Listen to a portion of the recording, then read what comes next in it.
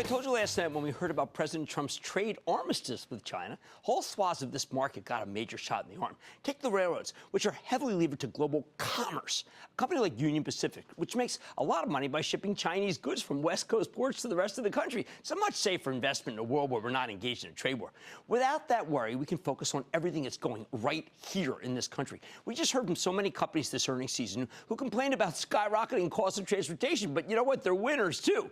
When Union Pacific reported a couple of weeks ago, the numbers were excellent. Revenue up 7%, earnings per share up 27%. These are staggering numbers, people. Now, the company's holding its annual investor day next week. I bet we'll like what they have to say. And if the sell-off continues, this is a great place to be. So let's take a closer look with Lance Fritz. He's the chairman, president, and CEO of Union Pacific. Find out more about what's driving this bull market in transportation and how his company can continue to benefit from it. Mr. Fritz, welcome back to Mad Money. Good to see you, sir. Jim, it's good to see you. When you speak next week, will you talk about the industrial renaissance that is happening in this country? Absolutely, and it is happening in this country, and we're right in the middle of it. There seems to be a staggering amount of activity, building, construction, particularly in plastics, in one of your areas, and the amount of work, the amount of physical goods, cargo that have to go to that is staggering. Yeah, it is staggering. There's investment happening all around the country right now. I think it is in part, at least, maybe in large part, to tax reform, also regulatory reform, and we see it across the steel industry. We see it across industrial chemicals, in the energy sector. Housing starting to pick up nicely. It's really pretty broad in terms of the expansion. Well, to me, your last quarter suffered from congestion. Literally so much business, but you're also the safest railroad in the country, and so you're not going to do anything that makes it so you're pushing trains where they shouldn't go. Has that been solved, the bottlenecks being solved, and therefore your operating ratio going still lower and better? The bottlenecks largely have been resolved. It was all about too much inventory in specific spots of our railroad. We've got that pretty well resolved. We're about 80% of the way back. There's more work to be done, Jim. Okay. And in order to get back, we put excess resources into the network. So we've got excess costs that have yet still to come out. That's our work that's ahead of us. Now, you are hiring, but at the same time, you're letting people go. But it seems like it's management that lets go. This is a nice twist on capitalism, and it's regular workers that are getting hired. Pretty much that's right. We've taken our overhead structure, our administrative burden, if you will, and streamlined that so we can make decisions faster. We're right in the middle of hiring right now. We've got a full training pipeline, and we're actually paying $10,000 and up to $25,000 signing bonuses for different parts of the country, different areas. Literally bounty. I wouldn't call it bounty. Right. I'd say trying to find the right people for the right job. Fair enough. Now, we hear from many of the companies, recently just Campbell Soup last week, in a dismal quarter, freight. But when I think of the rails are a relative bargain versus trucks. Is there any way that maybe these companies who didn't think twice about it can realize that you can compete against the trucks, that maybe they're not spending their money right? That's absolutely happening as we speak. All of our markets that are truck competitive, and there's a fair number of them, we're seeing more demand in those markets. Our domestic intermodal product is seeing a lot of demand. It's growing well. We're seeing pricing opportunities in those areas.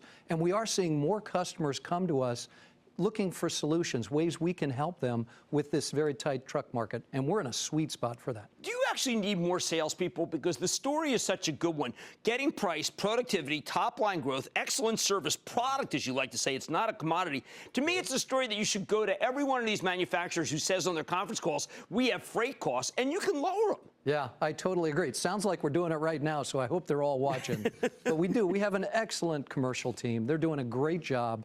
They're deeply engaged in every state and all the industries that we serve. Now, the next hot button on trade is NAFTA. Man, I know that we have a truce in China right now, but NAFTA, you guys have done fabulous. I mean, you really are the train hubs out of Mexico.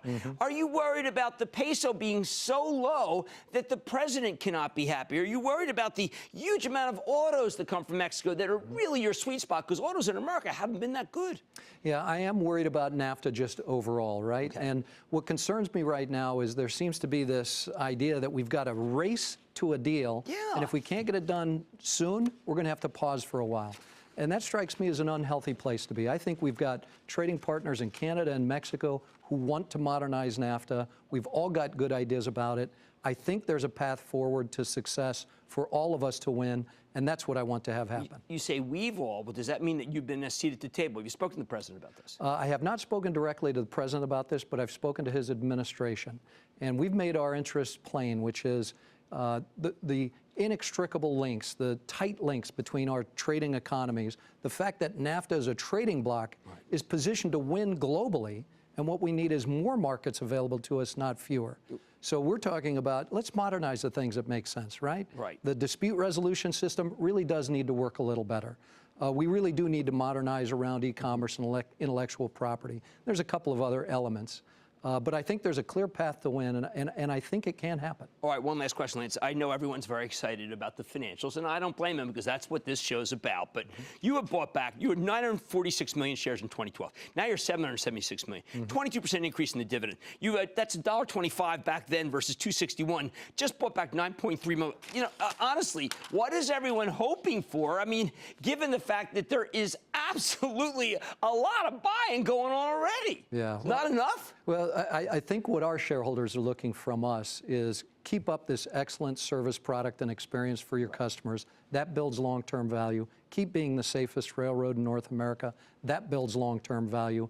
And make sure that you're investing in the railroad so that you generate a great return. After that, it's our money and we want it, whether it's dividends or buybacks, and we'll behave appropriately. But you do have a lot of room with your investment grade, which I know you care about, to be able to actually recapitalize the darn railroad if you want to. Yeah, we actually took our old guidance off the table, which was debt to EBITDA of about 2 times-ish, a little approaching it. And at our Investor Day, we'll reveal what we think the right capitalization for the company is. Now, you are in the sweet spot also for the Permian, for oil. Can it continue? Schlumberger saying, you know what, we're really pumping all we're going to get out of this country.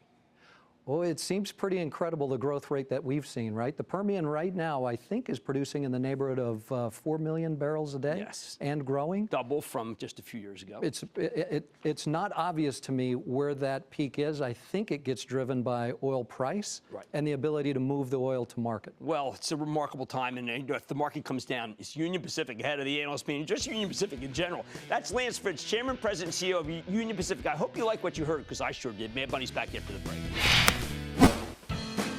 Booyah! Jim Cramer here from Mad Money. Thanks for watching CNBC on YouTube. Click here to subscribe and get the jump on my exclusives with CEOs, plus market news, investing advice, and a whole lot more.